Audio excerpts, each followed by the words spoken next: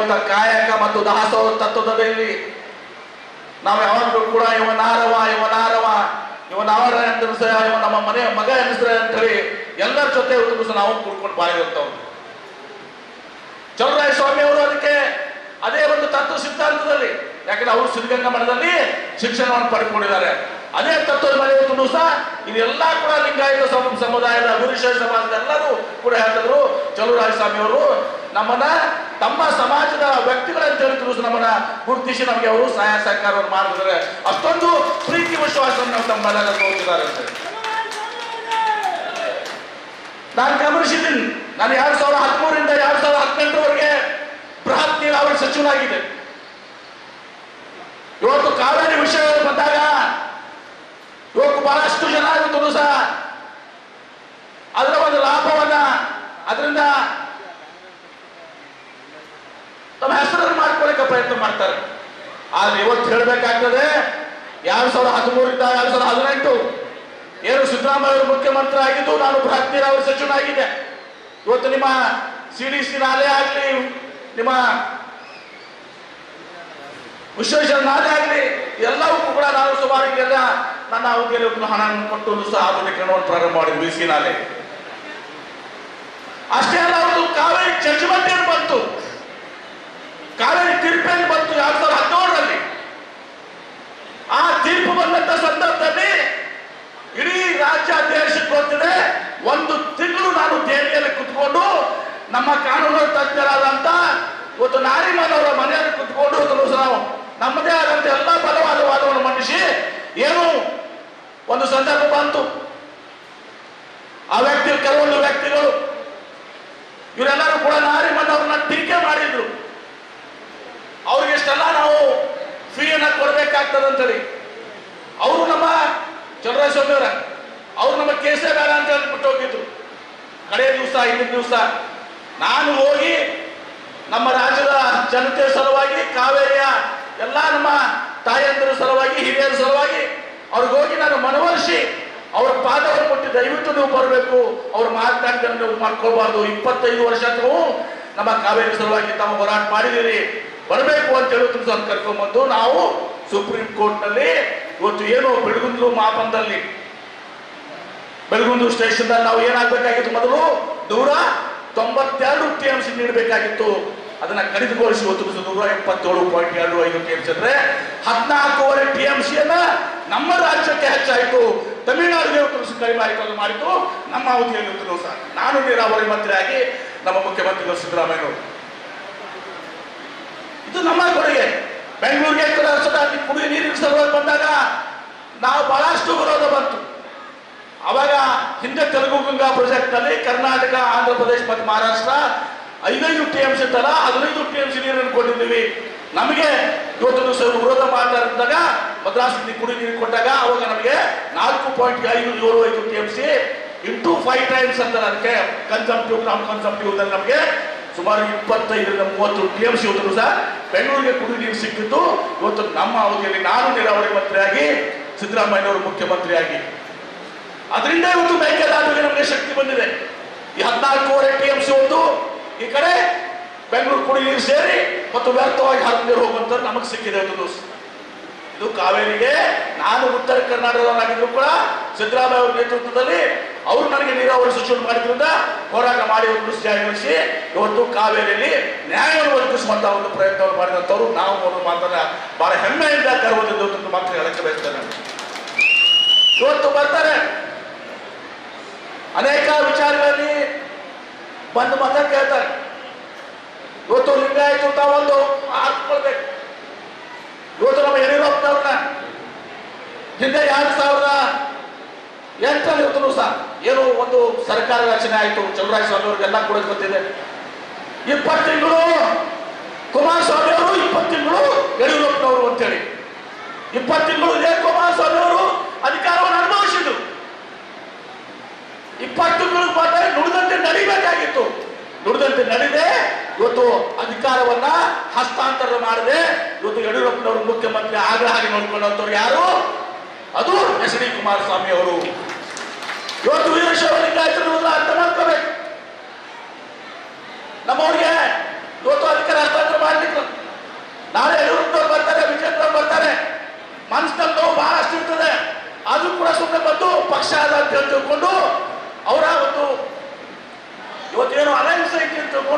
ನಮ್ಮ ಮತವನ್ನು ಕೇಳ್ತಾರೆ. ಅದಕ್ಕೆ ಮಾರ ಹೋಗಬೇಡ.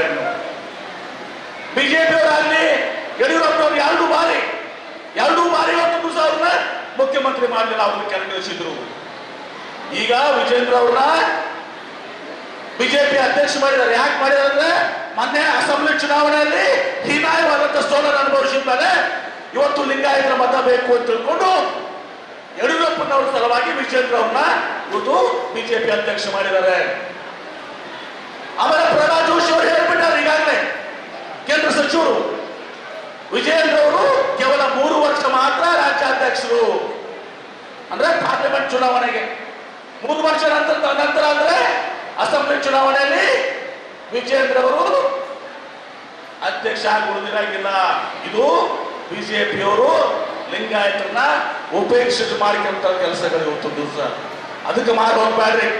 ವಿಜೇಂದ್ರ ಅವರು ಬಂದು ಭಾಷಣ ಮಾಡಿದ್ರು ಕೂಡ ಅವ್ರಿಗೆಲ್ಲ ಒಳಗೆ ನೋವು ಗೊತ್ತಿದೆ, ಯಡಿಯೂರಪ್ಪನವ್ರಿಗೂ ನೋವು ಗೊತ್ತಿದೆ. ಹೀಗಾಗಿ ಇವತ್ತು ಲಿಂಗಾಯತ ಸಮುದಾಯ ಇವತ್ತು ಕಾಂಗ್ರೆಸ್ ಪಕ್ಷದಲ್ಲಿ ಬಿಡಿ ಜಟ್ಟಿ ಅವ್ರನ್ನ, ವೀರೇಂದ್ರ ಪಾಟೀಲ್ ಅವ್ರನ್ನ, ನಿಜಲಿಂಗಪ್ಪ ಅವ್ರನ್ನ, SR ಕಂಠಿ ಅವ್ರನ್ನ ಇವತ್ತು ಎಲ್ಲರೂ ಕೂತು ಸಹ ಮುಖ್ಯಮಂತ್ರಿ ಮಾಡಿದ್ದು ಕಾಂಗ್ರೆಸ್ ಪಕ್ಷ ಇವತ್ತು. ಆ ಹಿನ್ನೆಲೆ ಇವತ್ತು ನಮ್ಮ ಕಾಂಗ್ರೆಸ್ ಪಕ್ಷಕ್ಕೆ ಮತ್ತು ವೀರೇಶ್ವರ ಲಿಂಗಾಯತರಿಗೆ ಒಂದು ಬಾಂಧವ್ಯ ಇದೆ. ಬರುವಂತ ದಿವಸಗಳಲ್ಲಿ ಇವತ್ತು ಲಿಂಗಾಯತ ಸಮುದಾಯಕ್ಕೆ ವಿಶೇಷವಾದಂತಹ ಪ್ರಾತಿನಿಧ್ಯ ಕೇವಲ ರಾಜ್ಯ ಮಟ್ಟದಲ್ಲಿ ಅಷ್ಟೇ ಅಲ್ಲ, ನಮ್ಮಲ್ಲಿ ಒಂದು ತಮ್ಮಲ್ಲಿ ಕೂಗಿದೆ. ದಕ್ಷಿಣ ಕರ್ನಾಟಕದಲ್ಲಿ ಕೂಡ ಲಿಂಗಾಯತರಿಗೆ ಮತ್ತು ವಿಶೇಷವಾಗಿ ಮಂಡ್ಯ ಜಿಲ್ಲೆನೂ ಕೂಡ ಸೂಕ್ತವಾದಂತಹ ಪ್ರಾತಿನಿಧ್ಯಗಳು ಸಿಗಬೇಕು. ನಮ್ಮಲ್ಲಿ ಅಭಿವೃದ್ಧಿ ಕೆಲಸಗಳಾಗಬೇಕು, ಬಸವಭವನ ಆಗಬೇಕು, ಬಸವೇಶ್ವರರ ಪುತ್ಥಳಿ ಆಗಬೇಕು. ಇಲ್ಲಿಯ ಯುವಕರು ಮುಖಂಡರಿಗೆ ಸೂಕ್ತವಾದಂತಹ ಸ್ಥಾನಮಾನ ಕೊಟ್ಟು ಗೌರವಿಸುವಂತ ಕೆಲಸ ಆಗಬೇಕು, ಗುರುತಿಸುವಂತ ಕೆಲಸ ಆಗಬೇಕು. ಅದನ್ನ ನಾನು ಚಲುವರಾಯ ಸ್ವಾಮಿ ಅವರು ನಮ್ಮ ಎಲ್ಲಾ ಶಾಸಕರ ಜೊತೆಗೆ ಕೂತ್ಕೊಂಡು ನಿಶ್ಚಿತವಾಗಿ ನಮ್ಮ ಪ್ರಭಾವವನ್ನು ಮೀರಿ ಆ ಕೆಲಸವನ್ನು ಮಾಡುವಂತ ಕೆಲಸ ನಾವು ಮಾಡ್ತೀವಿ. ಇವತ್ತು ನಾವು ನೋಡಿದ್ರಿ ಬಸವಣ್ಣವರ ಭಾವಚಿತ್ರವನ್ನ ಎಲ್ಲ ಕಚೇರಿಗಳಲ್ಲಿ ಹಾಕಬೇಕು ಅಂತ ನಿರ್ಣಯ ತಗೊಂಡಿದ್ದು ಸಿದ್ದರಾಮಯ್ಯ ನೇತೃತ್ವದ ಸರ್ಕಾರ ಹಿಂದೆ 2013-18 ಇವತ್ತು ವಿಶ್ವಗುರು ಬಸವಣ್ಣವ್ರನ್ನ ನಮ್ಮ ಕರ್ನಾಟಕದ ಸಾಂಸ್ಕೃತಿಕ ನಾಯಕ ಘೋಷಣೆ ಮಾಡಿದ್ದು ಕಾಂಗ್ರೆಸ್ ಪಕ್ಷ ಅನ್ನೋದನ್ನು ನೀವು ಅರ್ಥ ಮಾಡ್ಕೊಡ್ರಿ. ಬಿಜೆಪಿಯವರು ಯಾವತ್ತಾದ್ರೂ ಕೂಡ ಬಸವಣ್ಣವ್ರನ್ನ ಇವತ್ತು ಸಾಂಸ್ಕೃತಿಕ ನಾಯಕ ಅಂತ ಒಪ್ಕೋತಾರಲ್ರಿ? ಯಾವ ಕಾಲಕ್ಕೂ ಬಿಜೆಪಿಯವರು ಬಸವಣ್ಣವರ ತತ್ವಗಳು, ಸಿದ್ಧಾಂತಗಳು ಅದನ್ನು ಒಪ್ಕೊಳ್ಳೋದಿಲ್ಲ. ಅವ್ರು ಯಾವ ಕಾಲಕ್ಕೂ ಕೂಡ ಬಸವಣ್ಣವರ ಸಾಂಸ್ಕೃತಿಕ ನಾಯಕ ಅಂತ ಒಪ್ಕೊಳ್ಳೋದಿಲ್ಲ. ಇವತ್ತು ಬಸವಣ್ಣವರ ತತ್ವಗಳು, ಸಿದ್ಧಾಂತಗಳು, ಜಾತ್ಯತೀತ ತತ್ವಗಳು, ಅಸಮಾನತೆ, ಇವತ್ತು ಎಲ್ಲವನ್ನು ಸಮಾನತೆಯನ್ನ ಗುರುತಿಸಬೇಕು, ಹೊಸಪಾತ್ರ ಹೋಗಬೇಕು ಅಂತ ಮಾಡಿದ್ರೆ ಅದು ಕಾಂಗ್ರೆಸ್ ಪಕ್ಷದ ಸಿದ್ಧಾಂತಗಳು ಮತ್ತು ಡಾಕ್ಟರ್ ಬಾಬಾ ಸಾಹೇಬ್ ಅಂಬೇಡ್ಕರ್ ರಚಿಸುವಂತ ಸಂವಿಧಾನದಲ್ಲಿ ಇವತ್ತು ಸಹ ಬಸವಣ್ಣವರ ಸಿದ್ಧಾಂತಗಳಿದ್ದಾವೆ. ಅದಕ್ಕೆ ಕಾಂಗ್ರೆಸ್ ಪಕ್ಷಕ್ಕೆ ಒಂದು ವೀರಶೈವ ಲಿಂಗಾಯತ ಸಮುದಾಯಕ್ಕೆ ಒಂದು ಬಲವಾದಂತ ನಂಟರದೇ ಒಂದು ನಮ್ಮ ಸಿದ್ಧಾಂತಗಳು, ಕಾಂಗ್ರೆಸ್ ಪಕ್ಷದ ಸಿದ್ಧಾಂತ, ನಮ್ಮ ಸಂವಿಧಾನ ಮತ್ತು ಕಾಂಗ್ರೆಸ್ ಪಕ್ಷದ ಸಿದ್ಧಾಂತ ಎಲ್ಲವೂ ಕೂಡ ಒಂದೇ ಆಗಿದೆ. ಅದನ್ನ ಅರ್ಥ ಮಾಡಿಕೊಂಡು ತಾವು ಕಾಂಗ್ರೆಸ್ ಪಕ್ಷಕ್ಕೆ ಆಶೀರ್ವಾದ ಮಾಡಬೇಕು. ಇಲ್ಲಿ ಸ್ಟಾರ್ ಚಂದ್ರು ಅಭ್ಯರ್ಥಿಗಳಿದ್ದಾರೆ, ಸರಳ ಸಜ್ಜನಿಕೆಯ ಒಬ್ಬ ಮನುಷ್ಯರು. ಅವರಿಗೆ ನಾವು ಮತವನ್ನು ಹಾಕುವ ಮೂಲಕ ಇವತ್ತು ಏನು ನಮ್ಮ ಕುಮಾರಸ್ವಾಮಿ ಅವರಿಂದ ನಮ್ಮ ಸಮುದಾಯಕ್ಕೆ ಒಂದು ದಿವಸ ಅನ್ಯಾಯ ಆಗಿದೆ. ಯಡಿಯೂರಪ್ಪನವ್ರನ್ನ ಮುಖ್ಯಮಂತ್ರಿ ಮಾಡಲಿಕ್ಕೆ ಅವಕಾಶ ಕೊಡಲಿಲ್ಲ. ಮಾತಿನಂತೆ ನಡ್ಕೋಬೇಕಾಗಿಲ್ಲ, ನುಡಿದಂತೆ ನಡಿ ಅಂತೀವಿ ನಾವು. ಬಸವಣ್ಣವ್ರು ಹೇಳಿದ್ರು ನುಡಿದಂತೆ ನಡಿ. 20 ತಿಂಗಳವರ ಅಧಿಕಾರ ಕೊಡಬೇಕಾಗಿತ್ತಲ್ಲ, ಅವಾಗ ಇರ್ಲಾರ್ದ ಪ್ರೀತಿ ಹೀಗೆ ಹಂಗೆ ಲಿಂಗಾಯತರ ಮೇಲೆ ಬರ್ತದೆ. ಇದನ್ನು ನಾವು ಅರ್ಥ ಮಾಡ್ಕೊಳ್ಬೇಕು. ಇದಲ್ಲದೆ ನಮ್ಮ ಕಾಂಗ್ರೆಸ್ ಪಕ್ಷ ಹಿಂದೆ 13-18 ಇವತ್ತು ಅನ್ನ ಭಾಗ್ಯ, ಕ್ಷೀರ ಭಾಗ್ಯ, ಕೃಷಿ ಭಾಗ್ಯ 165 ಭರವಸೆಗಳನ್ನು ಕೊಟ್ಟು 158 ಭರವಸೆಗಳನ್ನ ನಾವು ಈಡೇರಿಸಿದ್ವಿ. ಇವತ್ತು 5 ಗ್ಯಾರಂಟಿಗಳು ಜಾತ್ಯತೀತವಾಗಿ ಎಲ್ಲ ವೀರಶೈವ ಲಿಂಗಾಯತರು, ಒಕ್ಕಲಿಗರು, ಹಿಂದುಳಿದವರು, ಅಲ್ಪಸಂಖ್ಯಾತರು, ದಲಿತರು, ಎಲ್ಲ ವರ್ಗದ ಜಾತಿಯವರಿಗೆ ಒಂದು ದಿವಸ ನಾವು ಗೃಹ ಜ್ಯೋತಿ ಯೋಜನೆ 200 ಯೂನಿಟ್ ಕರೆಂಟ್ ಫ್ರೀ ಆಗಿ ಕೊಡ್ತಾ ಇದ್ದೀವಲ್ಲ.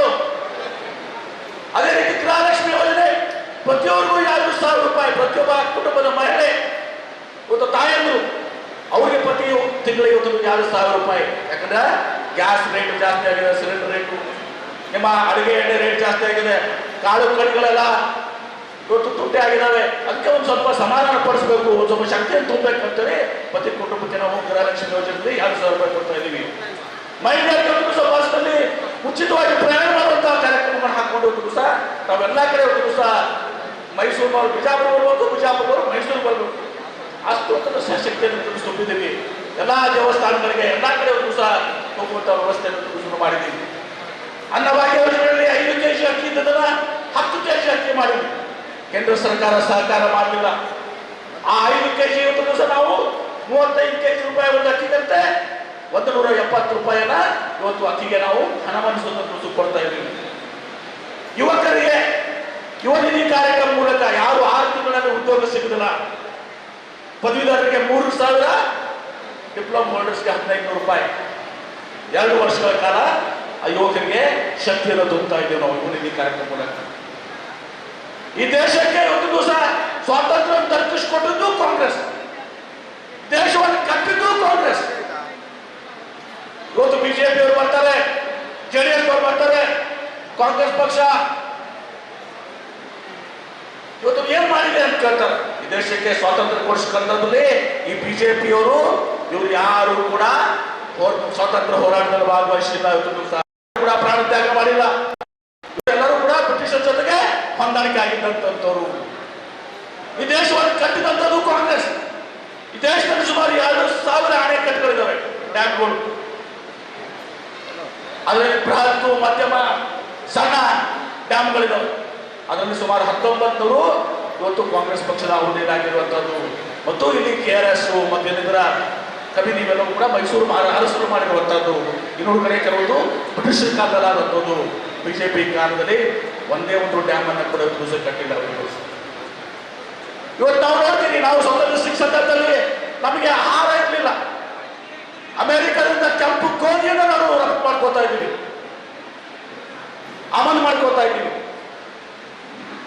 ಇವತ್ತು ಜವಾಹರ್ಲಾಲ್ ನೆಹರು ಅವರು, ಲಾಲ್ ಬಹದ್ದೂರ್ ಶಾಸ್ತ್ರಿ ಅವರು ಹಸಿರು ಕ್ರಾಂತಿಯನ್ನು ಮಾಡುವ ಮೂಲಕ ನಮಗೆ 140 ಕೋಟಿ ಜನರಿಗೆ ಆಹಾರದ ಒಂದು ಕೊರತೆಯನ್ನು ನೀಗಿಸುವ ಜೊತೆಗೆ ಅದನ್ನು 2 ಪಟ್ಟು ಸಹ ನಾವು ನಿರ್ಯಾತ ಎಕ್ಸ್ಪೋರ್ಟ್ ಮಾಡ್ತಾ ಇದ್ದೀವಿ.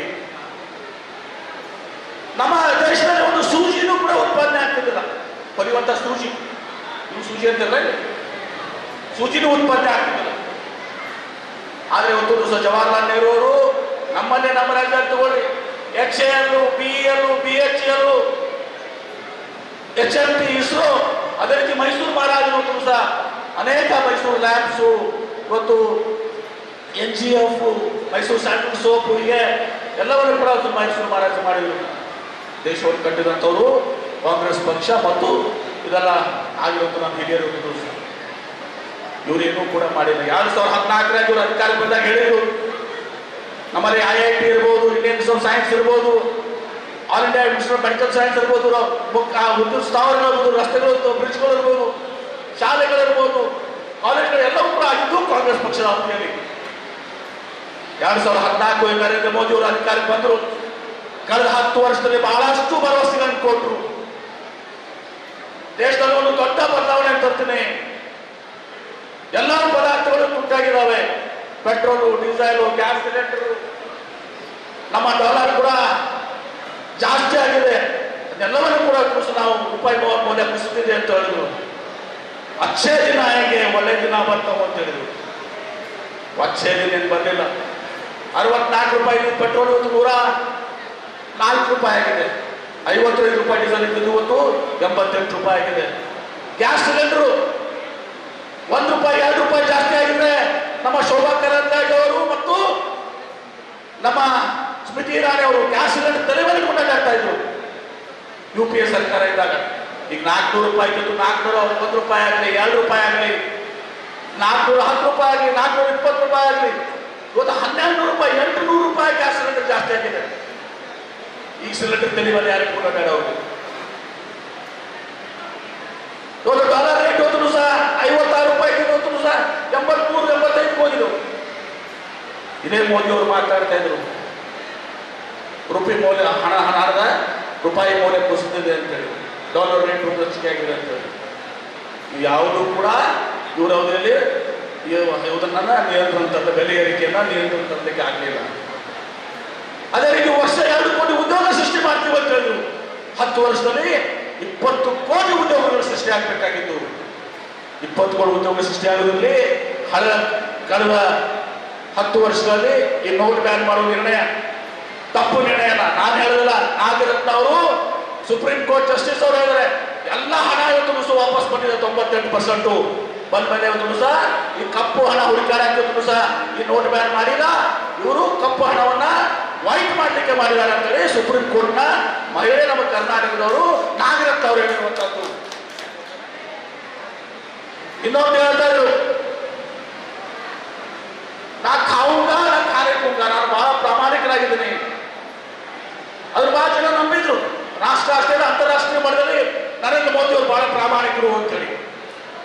ಕಳೆದ 2 ತಿಂಗಳಿಂದವರೆಗೆ ಇದೇ ಒಂದು ಕಲ್ಪನೆಯಲ್ಲಿ ಎಲ್ಲರೂ ಕೂಡ ಇದ್ರು ಬಹುತೇಕ ಜನರು. ಆದ್ರೆ ಯಾವಾಗ ನರೇಂದ್ರ ಮೋದಿ ಅವರು ಚುನಾವಣೆ ಬಾಂಡ್, ಎಲೆಕ್ಟ್ರಾಲ್ ಬಾಂಡ್ಸ್ ತಂದ್ರು, ಈ ಚುನಾವಣೆ ಬಾಂಡ್ ಅನ್ನ ಗೌಪ್ಯವಾಗಿಟ್ರು. ಸ್ವಿಸ್ ಬ್ಯಾಂಕ್ ಬಗ್ಗೆ ಮಾತನಾಡ್ತಿದ್ರು ಇವರು ಕೂಡ. ಆ ಚುನಾವಣೆ ಬಾಂಡ್ ಅವ್ರನ್ನ ಯಾರು ಹೆಸರನ್ನ ಬಹಿರಂಗಪಡಿಸುವಾಗಿಲ್ಲ, ಯಾರು ರಾಣಿಗಳಿದ್ದಾರೆ, ಯಾರು ಕೊಟ್ಟಿದ್ದಾರೆ ಅಂತೇಳಿ, ಎಷ್ಟು ಕೊಟ್ಟಿದ್ದಾರೆ ಅಂತೇಳಿ. ಆದ್ರೆ ಇವತ್ತು ಸಹ ಸುಪ್ರೀಂ ಕೋರ್ಟ್ ಮುಖ್ಯ ನ್ಯಾಯಾಧೀಶರು ಇವತ್ತು ಆದೇಶ ಮಾಡಿದ್ರು, ಅದನ್ನು ಗೌಪ್ಯ ಆಗಕ್ಕೆ ಬರಲ್ಲ, ಅದನ್ನು ಬಹಿರಂಗಪಡಿಸಬೇಕು ಅಂತ ಸ್ಟೇಟ್ ಬ್ಯಾಂಕ್ ಆಫ್ ಇಂಡಿಯಾ ಹೇಳಿದ್ರು. ಸ್ಟೇಟ್ ಬ್ಯಾಂಕ್ ಆಫ್ ಇಂಡಿಯಾದವ್ರು ಹೇಳಿದ್ರು ನಮ್ಗೆ ಸಮಯ ಬೇಕಾಗ್ತದೆ ಅಂತೇಳಿ. ಚುನಾವಣೆಯನ್ನ ದಾಟಿಸ್ಬೇಕಾಗಿತ್ತು ಅವ್ರಿಗೆ. ಆದ್ರೆ ಸುಪ್ರೀಂ ಕೋರ್ಟ್ನ ಮುಖ್ಯ ನ್ಯಾಯಾಧೀಶರು ಕೇಳಿಲ್ಲ. ಅವರು ಆದೇಶ ಮಾಡಿದರೆ ಹೊಡೆದಿದ್ರೆ ನಿಮ್ಗೆಲ್ಲರೂ ಮೇಲೆ ಕ್ರಮ ಕೈಗೊಂಡು ಒಳಗೆ ಹಾಕ್ಬೇಕಾದ್ರೆ ಇವರು ಆ ಎಲೆಕ್ಟ್ರಲ್ ಬಾಂಡ್ಸ್ ಮಾಹಿತಿಯನ್ನು ಕೊಟ್ಟರು. ಆ ಎಲೆಕ್ಟ್ರಲ್ ಬಾಂಡ್ಸ್ ಮಾಹಿತಿಯನ್ನು ಚುನಾವಣಾ ಬಾಂಡ್ ಏನಾಗಿದೆ, ಯಾರ ಮೇಲೆ ಇನ್ಕಮ್ ಟ್ಯಾಕ್ಸ್ ಏನಾಗಿದೆ ಅವರು ಬಂದು ಹಣ ಜಮಾ ಮಾಡಿದ್ದಾರೆ. ಯಾರ ಮೇಲೆ ಇಡಿ ಕೇಸ್ ಆಗಿದೆ ಅವರು ಬಂದು ಹಣ ಜಮಾ ಮಾಡಿದ್ದಾರೆ. ಯಾರ ಮೇಲೆ ಸಿಬಿಐ ಕೇಸ್ ಆಗಿದೆ ಅವರು ಬಂದು ಹಣ ಜಮಾ ಮಾಡಿದ್ದಾರೆ. ಯಾರು ಕಾಂಟ್ರಾಕ್ಟ್ ಕೊಟ್ಟಿದ್ದಾರೆ ಅವ್ರ ಮೇಲೆ ಹಣ ಜಮಾ ಮಾಡಿದ್ದಾರೆ. ಅಷ್ಟೇ ಅಲ್ಲ, ಈ ಕೇಜ್ರಿವಾಲ್ ಕೇಸ್ನಲ್ಲಿ ಏನು ಕೇಜ್ರಿವಾಲ್ ಬಂಧನ ಮಾಡಿದ್ದಾರೆ. ಸರಾಯಿ ಕೇಸ್ನಲ್ಲಿ, ಲಿಕ್ಕರ್ ಕೇಸ್ ಸ್ಕ್ಯಾಮ್ನಲ್ಲಿ ಅವ್ರನ್ನ ಅಪ್ರೂವಲ್ ಮಾಡಿದಂಥವ್ರ ಕಡೆಗೂ ಕೂಡ ಇವರು ಹಣವನ್ನು ಪಡ್ಕೊಂಡಿದ್ದಾರೆ. ಆ ಲಾಟ್ರಿ ಏಜೆಂಟ್ ಕಡೆಗೂ ಇವತ್ತು ಹಣ ಪಡ್ಕೊಂಡಿದ್ದಾರೆ. ಸುಮಾರು 7,500 ಕೋಟಿ ರೂಪಾಯಿ ಅಷ್ಟು ಇವರು ಹೆದರಿಸಿ ಬೆದರಿಸಿ ವಸೂಲಿ ಮಾಡಿದಂಥದ್ದು ಇವತ್ತು ಮೋದಿಯವರ ಮುಖವಾಡ ಕಲಚಿ ಬಿದ್ದಿದೆ. ನಾ ಖಾವುಂಗ ನಾ ಖಾನೆ ದೂಂಗ, ನಾನು ತಿನ್ನೋದಿಲ್ಲ, ತಿನ್ನಕ್ಕೂ ಬಿಡಾಗಿಲ್ಲ ಅಂತ ಹೇಳಿ ಅವ್ರು ಘೋಷಣೆ ಮಾಡ್ತಾ ಇದ್ರು. ಅದೆಲ್ಲವೂ ಕೂಡ ಅಪ್ಪಟ ಸುಳ್ಳು, ಮೋದಿಯವರ ಒಂದು ನಾಟಕ. ಇವತ್ತು ಸರ್ಕಾರದ ಈ ಚುನಾವಣೆ ಬಾಂಡ್ ಇವತ್ತು ಸಹ ಅನಿವಾರ್ಯ ಆದ್ರೆ ಇವತ್ತು ಸಹ ಆಗ್ತದೆ, ಆಗ್ಬೇಕು. ಆದಾಗ ಇದು ಕೇವಲ ನಮ್ಮ ದೇಶದಲ್ಲಿ ಅಷ್ಟೇ ಅಲ್ಲ, ಪ್ರಪಂಚದಲ್ಲಿ ಒಂದು ಅತ್ಯಂತ ದೊಡ್ಡದಾದಂತಹ ಹಗರಣ ಇವತ್ತು ಸಹ ನರೇಂದ್ರ ಮೋದಿ ಅವರು ಮಾಡಿರುವಂತದ್ದು. ಹೀಗಾಗಿ ತಾವು ಅರ್ಥ ಮಾಡ್ಕೋಬೇಕು, ಕಾಂಗ್ರೆಸ್ ಪಕ್ಷ ಏನು ಮಾಡಿದೆ, ಬಿಜೆಪಿಯವರು ನರೇಂದ್ರ ಮೋದಿ ಅವರು ಏನು ಮಾಡಿದ್ದಾರೆ ಅಂತ. ಕಾಂಗ್ರೆಸ್ ಪಕ್ಷ ಜನರ ಬದುಕನ್ನು ಕಟ್ಕೊಡುವಂತ ಕೆಲಸ ಮಾಡಿದೆ.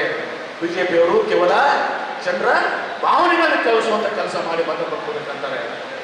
ಅದಕ್ಕೆ ತಮ್ಮ ವಿನಂತಿಯನ್ನು ಮಾಡ್ಕೊತೀನಿ, ಬಸವಣ್ಣವರ ಸಿದ್ಧಾಂತ, ಜಾತ್ಯತೀತ ಸಿದ್ಧಾಂತ, ನಮ್ಮ ಕಾಂಗ್ರೆಸ್ ಪಕ್ಷದ ಸಿದ್ಧಾಂತ, ನಮ್ಮ ಸಂವಿಧಾನದ ಸಿದ್ಧಾಂತ ಎಲ್ಲವೂ ಕೂಡ ಒಂದೇ ಆಗಿದೆ. ಅದಕ್ಕೆ ವೀರಶೈವ ಲಿಂಗಾಯತರಿಗೆ ವಿನಂತಿ ಮಾಡ್ಕೊತೀನಿ. ಈಗ ನಾಳೆ 26 ಚುನಾವಣೆ ಇದೆ. ವೀರಶೈವ ಲಿಂಗಾಯತರು 90% ಅಲ್ಲ, 100% ಇವತ್ತು ಕಾಂಗ್ರೆಸ್ ಪಕ್ಷಕ್ಕೆ ಹಸ್ತದ ಗುರುತಿಗೆ ನಮ್ಮ ಸ್ಟಾರ್ ಚಂದ್ರವರಿಗೆ ಮತವನ್ನು ತಾವು ಹಾಕ್ರಿ. ತಮ್ಮ ಸಮಸ್ಯೆಗಳಿಗೆ ಇವತ್ತು ಸಂಬಂಧಿಸಿದ್ದಾವೆ. ಈ ಸಮಸ್ಯೆಗಳನ್ನೆಲ್ಲರೂ ಕೂಡ ಚುನಾವಣೆ ಮುಗಿದು ಬರೆದ್ರು ಕೂಡ ನಮ್ಮ ಚಲುವರಾಯಸ್ವಾಮಿ ಅವರು, ನಮ್ಮೆಲ್ಲ ಗೌರವ ಶಾಸಕರು, ನಾವೆಲ್ಲ ಕೂಡಿ ಇವತ್ತು ಸಹ ನಿಮ್ಮ ಸಮಸ್ಯೆಗಳಿಗೆ ಇವತ್ತು ಸಹ ಪ್ರಾಮಾಣಿಕವಾಗಿ ಸ್ಪಂದನೆ ಮಾಡಲಿಕ್ಕೆ ನಾನು ಅವ್ರ ಜೊತೆ ಕೊಟ್ಟಿಯಾಗಿ ಕೆಲಸ ಮಾಡ್ತೀನಿ ಅನ್ನೋ ಮಾತನ್ನ ತಮ್ಮಲ್ಲಿ ವಿನಂತಿ ಮಾಡ್ಕೊತೀನಿ. ದಯವಿಟ್ಟು ನಾವೆಲ್ಲರೂ ಕೂಡ ನಮ್ಮ ಕಾಂಗ್ರೆಸ್ ಪಕ್ಷದ ಅಭ್ಯರ್ಥಿಗೆ ಲಕ್ಷಾಂತರ ಮತದಿಂದ, ಲಕ್ಷಾಂತರದಿಂದ ತಾವು ಕೆಲಸದ ಮೂಲಕ ಇವತ್ತು ಸಹ ಮತವನ್ನು ಹಾಕಬೇಕು. ನಾಳೆ ವಿಜೇಂದ್ರ ಅವರು, ಯಡಿಯೂರಪ್ಪನವರು ನಿರ್ಮಾಣ ಭಾಷಣ ಮಾಡಿಕೊಂಡು ತಾವು ಅರ್ಥ ಮಾಡ್ಕೊಳ್ರಿ. ಅವ್ರು ಸುಮ್ಮನೆ ಬಂದು ಭಾಷಣ ಮಾಡ್ಬೇಕಾಗ್ತದ, ಮನಸ್ಸಿನಲ್ಲಿ ನೋವಿದೆ, ಅನ್ಯಾಯ ಆಗಿದೆ. ಅದಾದರೂ ಕೂಡ ಅವರ ಒಂದು ಹೊಂದಾಣಿಕೆ ಸಹ ಬಂದು ಭಾಷಣ ಮಾಡ್ಬೇಕಾಗ್ತದೆ. ಅದನ್ನ ತಲೆ ಇಟ್ಕೋಬೇಡ್ರಿ. ತಮ್ಗೆಲ್ಲರೂ ಕೂಡ ಗೊತ್ತಿದೆ, ಅವ್ರು ಮುಖ್ಯಮಂತ್ರಿ 20 ತಿಂಗಳ ಮೇಲೆ ಅಧಿಕಾರ ಬಿಟ್ಕೊಟ್ಟಿಲ್ಲ. ಹೌದು ಇದು ಕೊಟ್ರೇಗಿರಿ 20 ತಿಂಗಳ ಕುಮಾರಸ್ವಾಮಿ ಅಧಿಕಾರ ಬಿಟ್ಕೊಟ್ರು, ಕೊಟ್ಟಿಲ್ಲ. ಪೂರ್ತಿ ಅವ್ರಿಗೆ ಮಾಡಿಸ್ಕೊಂಡಿಲ್ಲ, ಹೌದೋ ಇಲ್ಲೋ? ಈಗ ಸುಮ್ಮ ನಮ್ಮ ಲೋಕಸಭೆ ಚುನಾವಣೆ ಸಲುವಾಗಿ ಅವರು ವಿಜಯೇಂದ್ರವ್ರನ್ನ ಅಧ್ಯಕ್ಷ ಮಾಡಿ ಮತದಾನ ಪಡ್ಕೊಳ್ಬೇಕು ಅಂತ ಹೇಳಿದ್ದಾರೆ. ಅದು ಲಿಂಗಾಯತರು ಅಷ್ಟು ನಾವು ದಂಡ್ರಲ್ಲ ಅಂತೇಳಿ ನಾವು ತೋರಿಸಬೇಕಾಗಿದೆ. ನಾವು ನಾವು ಕೂಡ ಬಹಳ ಜಾಗೃತ ಸಮಾಜದ ತಿಳ್ಕೊಂಡು ಒಂದು ಮತವನ್ನು ತಾವು ಹಾಕಬೇಕು. ಸ್ಟಾರ್ ಚಂದ್ರು ಅವರ ನೇತೃತ್ವ, ಅವ್ರಿಗೆ ಚಲುವರಾಯ ಸ್ವಾಮಿ ಅವರ ನೇತೃತ್ವದಲ್ಲಿ, ಎಲ್ಲ ಶಾಸಕರ ನೇತೃತ್ವದಲ್ಲಿ ನಾವು ಮತವನ್ನು ಹಾಕಿ ತಾವು ಆಶೀರ್ವಾದ ಮಾಡಬೇಕು ಅಂತ ಕೇಳ್ಕೊಂಡು ಇವತ್ತಿನೊಬ್ಬರು ಪಿ ಎಲ್ ಸಂತೋಷ್ ಅಂತ ಹೇಳಿ, ಇವರು ಪಿ ಎಲ್ ಸಂತೋಷ್ ಅವರು ಹಿಂದೆ ನಾವು 2019 ಬಂದಾಗ ನಾವು ಮಳವಳ್ಳಿಯಾಗ ಹೇಳಿದೆ, ಎಲ್ಲರೂ ಕೂಡ ಲಿಂಗಾಯತನ ತುಳಿದು ಲಿಂಗಾಯತ ಸಮಾಜದ ಮೂಲೆ ಮಾಡಲಿಕ್ಕೆ ಕಾರಣ ಪಿ ಎಲ್ ಸಂತೋಷ್ ಅವರು. ಯಡಿಯೂರಪ್ಪರಿಗೂ ಕಾರಣ ಕೊಡೋದು ಪಿ ಎಲ್ ಸಂತೋಷ್ನವರು. ಹೀಗಾಗಿ ತಮ್ಮಲ್ಲಿ ವಿನಂತಿ ಮಾಡ್ಕೋತೀನಿ, ಈ ಬಿಜೆಪಿ ಪಕ್ಷ ಕೇವಲ ಲಿಂಗಾಯತರ ಮತಗಳನ್ನು ಪಡ್ಕೊಳ್ಬೇಕು ಹೊರತು ಲಿಂಗಾಯತರಿಗೆ ನ್ಯಾಯ ದೊರಕಿಸ್ಕೊಳ್ಬೋದು. ನಿಜವಾದ ಪ್ರೀತಿ ಲಿಂಗಾಯತರ ಮೇಲೆ ಇಲ್ಲ ಅನ್ನೋದನ್ನ ನಾವು ಅರ್ಥ ಮಾಡಿಕೊಂಡು ಎಲ್ಲ ಲಿಂಗಾಯತರು ಕಾಂಗ್ರೆಸ್ ಪಕ್ಷಕ್ಕೆ ಆಶೀರ್ವಾದ ಮಾಡಿ ಮಂಡ್ಯ ಜಿಲ್ಲೆಯಲ್ಲಿ ಮತ್ತು ನಾವು ಚಂದ್ರರಾಯ ಸ್ವಾಮಿ ಅವರು ಎಲ್ಲ ಗೌರವಾನ್ವಿತ ನಮ್ಮ ಶಾಸಕರ ಎಲ್ಲರೂ ಕೂತ್ಕೊಂಡು ಲಿಂಗಾಯತ ಸಮಾಜದ ಎಲ್ಲ ಕಷ್ಟ ಸುಖಗಳಲ್ಲಿ ನಾವು ಭಾಗಿಯಾಗ್ತೀವಿ ಅನ್ನೋ ಮಾತಿನ ಸಂದರ್ಭದಲ್ಲಿ ನಮ್ಮೆಲ್ಲರಿಗೂ ವಂದಿಸಿ ಇವತ್ತು ಬಹಳ ಪ್ರೀತಿಯಿಂದ ವಿಶ್ವಾಸದಿಂದ ತಾವೆಲ್ಲರೂ ಇಲ್ಲಿ ಬಂದು ನಮ್ಮ ಮಾತುಗಳನ್ನು ಕೇಳಿದಿರಿ, ತಮ್ಮ ಒಂದು ಬೆಂಬಲವನ್ನು ವ್ಯಕ್ತ ಮಾಡಿದಿರಿ. ತಮ್ಮೆಲ್ಲರಿಗೂ